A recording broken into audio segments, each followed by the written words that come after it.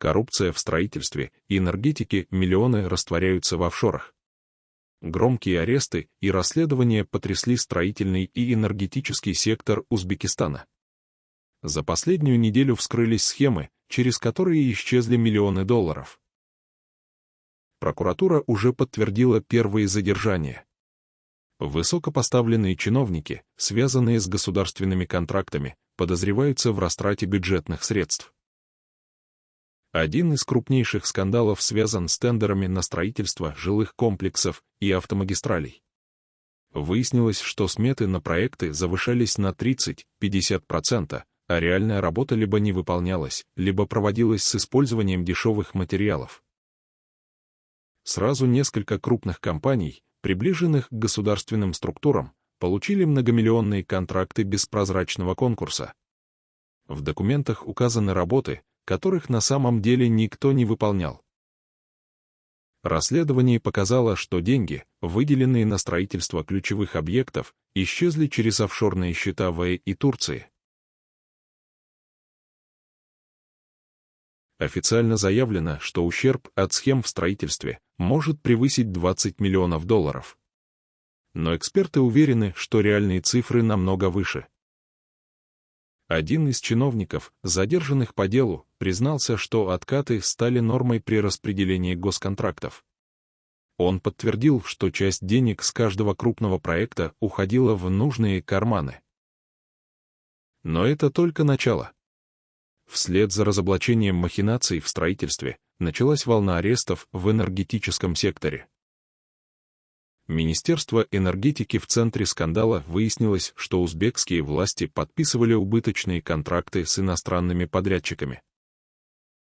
Через цепочку схем средства уходили за границу под видом консультационных услуг, а фактически оседали на счетах частных лиц. В результате убытки энергетической отрасли превысили 12 миллионов долларов.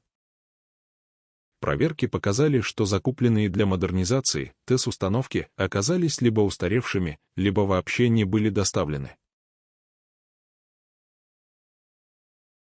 Скандал достиг международного уровня. В дело вмешались экономические аналитики, заявляя, что коррупционные схемы затрагивают не только внутренний рынок, но и международных инвесторов. Теперь власти вынуждены давать объяснения, но пока заявления слишком размыты. Несколько бывших сотрудников Министерства энергетики уже дали показания. Они подтвердили, что тендерные схемы в этой сфере работают годами, и никто не пытался их остановить. Силовики пока осторожно комментируют ситуацию. Задержаны несколько крупных бизнесменов, но высокопоставленные чиновники по-прежнему остаются на своих постах. СМИ сообщают, что вскоре могут последовать новые аресты, поскольку расследование вскрыло связи коррупционеров с властями. Эксперты уверены, если власти захотят навести порядок, им придется убирать людей из системы, включая чиновников высокого уровня. Но готово ли руководство страны к такому шагу? Скандал с закупками машины, которые стоят вдвое дороже. Узбекистан снова оказался в центре коррупционного скандала. На этот раз речь идет о закупках, в ходе которых министерства и ведомства приобрели автомобили по завышенной цене.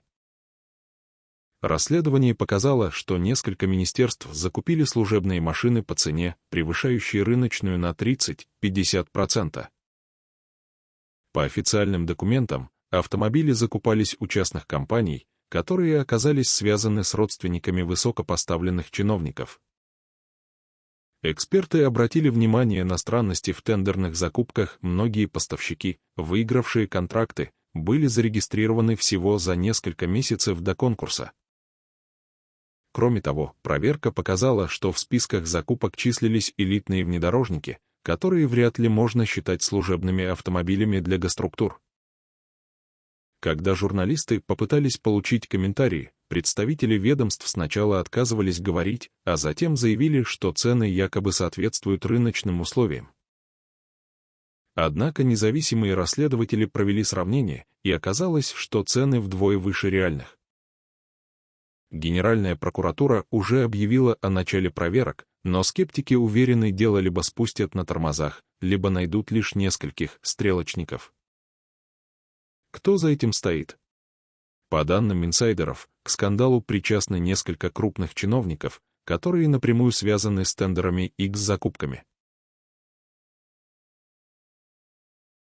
Некоторые источники утверждают, что крупные суммы откатов уходили за границу, а сами компании, получавшие контракты, фактически существовали только на бумаге. Внутренние расследования показывают, что на коррупционные схемы могли закрывать глаза на самом высоком уровне.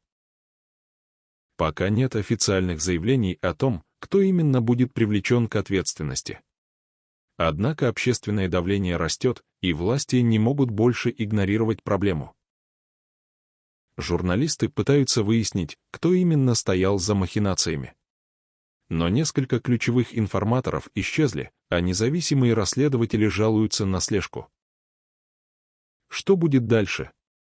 На данный момент возбуждено несколько уголовных дел, но реальных задержаний среди высокопоставленных лиц пока нет. Если подтвердится факт махинаций, бюджет страны мог потерять десятки миллионов долларов только на одних машинах.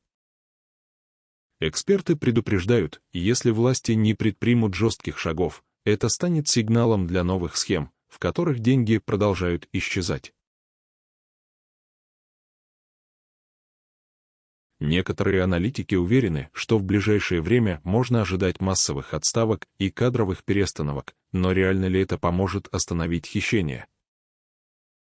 Пока что многие вопросы остаются без ответа. Однако этот скандал показывает, что коррупция в Узбекистане продолжает процветать на всех уровнях власти. Тайные сделки и давление на журналистов, когда факты становятся опасными. Раскрытие масштабных коррупционных схем в Узбекистане не могло пройти бесследно. Независимые расследователи, освещавшие махинации в госкорпорациях, столкнулись с угрозами, задержаниями и блокировкой информации. В течение последней недели несколько журналистов пропали, а их коллег вызывают на допросы под предлогом распространения ложной информации. Несмотря на официальные заявления о борьбе с коррупцией, те, кто публикует доказательства махинаций, подвергаются преследованию. Где пропавшие журналисты? Известный журналист-расследователь, который недавно опубликовал отчет о теневых сделках в энергетическом секторе, перестал выходить на связь. Семья утверждает, что его последний звонок был тревожным, он говорил, что за ним следят. На следующий день его телефон отключился. Это далеко не единичный случай.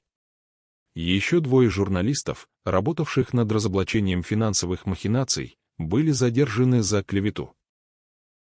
Их материалы, в которых раскрывались схемы вывода миллионов долларов через офшоры, были удалены с новостных сайтов без объяснений.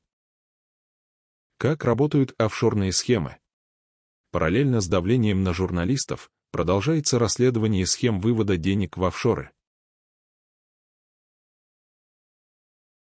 Выяснилось, что за последние несколько лет из госбюджета вывели десятки миллионов долларов через фиктивные контракты с компаниями в Турции и Кипре. Некоторые из этих фирм даже не существовали, но по документам значились как консультанты и поставщики оборудования. Самый громкий случай — контракт на 50 миллионов долларов с компанией, которая была зарегистрирована за месяц до сделки и сразу после получения денег ликвидирована.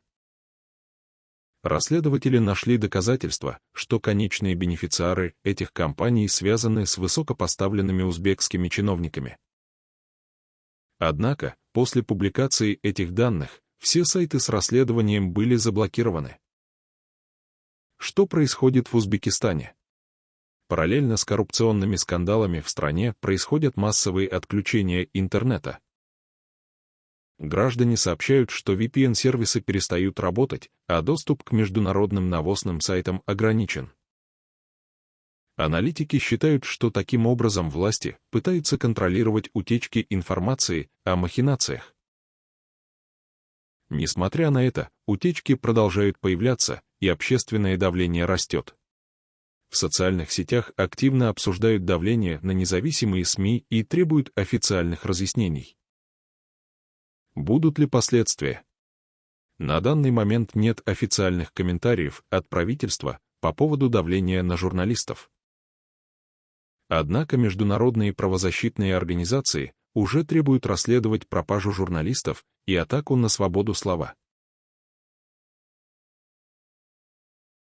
Коррупционные схемы вскрываются, но кто будет отвечать за исчезающие миллионы? Пока никто из крупных чиновников не был привлечен к ответственности. Будет ли продолжение? Скорее всего, да. Ведь слишком много информации уже попало в открытый доступ, и скрыть все не получится.